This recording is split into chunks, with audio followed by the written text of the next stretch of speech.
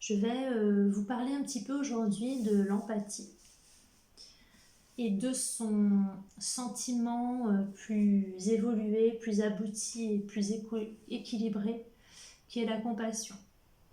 Voilà. Donc, pour ma part, l'empathie, j'en ai souffert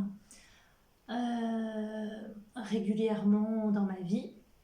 Et qu'est-ce que c'est tout simplement l'empathie? C'est de ressentir la douleur de l'autre. Alors, certaines personnes s'en servent comme un outil pour détecter le problème chez l'autre. Par exemple, certains médiums se disent empathiques. C'est tout à fait réel. Ils ont la faculté de ressentir la douleur, qu'elle soit dans la nuque, dans le genou, dans le cœur, chez l'autre personne.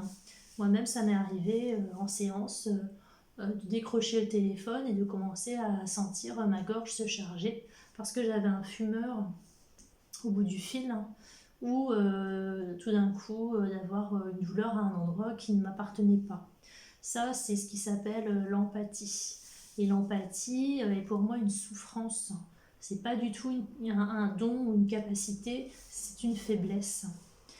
Quelqu'un qui est empathe, en fait, peut ressentir effectivement les douleurs X ou Y chez la personne, mais la plupart du temps, quand les gens font de l'empathie, c'est tout simplement parce que la blessure de l'autre résonne avec une blessure qu'ils ont à l'intérieur d'eux-mêmes, endormis, non résolus, ils n'en ont pas conscience tout simplement.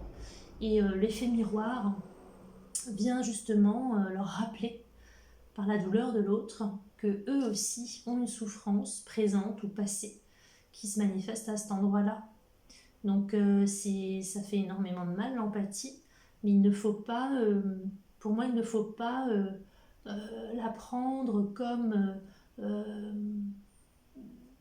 un bienfait qui doit rester.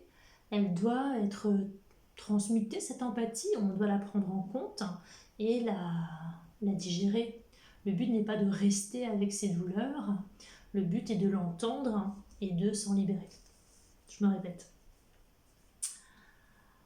L'empathie, une fois libérée et une fois transmutée, devient de la compassion. Quelqu'un qui fait preuve de compassion ne souffre pas, ne partage pas, ne ressent pas la douleur de l'autre. Il a dépassé ce stade. Par contre, il peut comprendre, accompagner, discuter, compatir tout simplement avec la personne. Donc la compassion est vraiment le sentiment abouti de l'empathie qui est une source de souffrance tout simplement. Donc si vous ressentez de l'empathie parce qu'un collègue se fait harceler, que vous avez mal pour lui, c'est parce que vous avez cette souffrance-là dans le passé qui se manifeste. Si vous avez de l'empathie par un enfant qui se fait malmener, ou par une femme qui se fait tromper, ou par tout un tas pour la guerre, les gens qui vivent la guerre, pour les gens qui se font brûler, taper, enfin, peu importe pourquoi est-ce que vous faites de l'empathie, la plupart du temps, dans 90% des cas, c'est qu'il y a une blessure qui résonne chez vous et qui a besoin d'être entendue et soulagée et transmutée. Et après, vous n'aurez plus cette empathie.